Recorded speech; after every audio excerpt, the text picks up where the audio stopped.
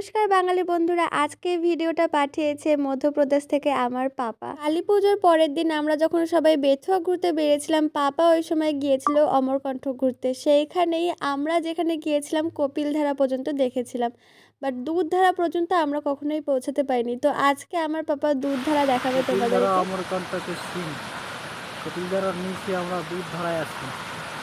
আমার চ্যানেল খুললে তোমরা দেখবে যে আমি এই জায়গাটায় কপিলধারা তোমাদেরকে দেখিয়েছিলাম, বাট কপিলধারার নিচে অবস্থিত দুধধারা সেটাই এখন আমার পাপা দেখাবে।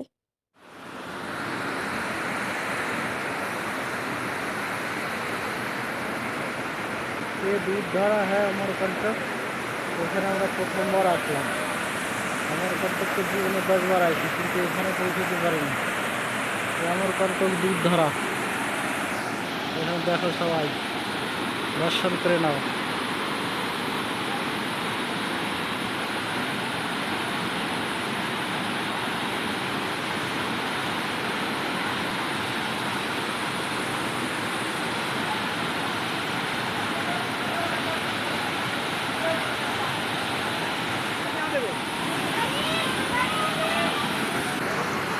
इसके आगे कुछ और भी है ना इसका दूधधारा यही है। यही है, वही लिखा है दूधधारा। देखो, ये देखो लिखा है खुशबू मचा है। और एक और तो झरना था यहाँ पे, वो कहाँ पे है? अमरकंटक में दो झरने थे ना, एक तो ये हो गया, आगे वाला हो वो गया सोनमुड़ा है, सोनमुड़ा पर्वत में। कौन मुड़ा पर्वत से?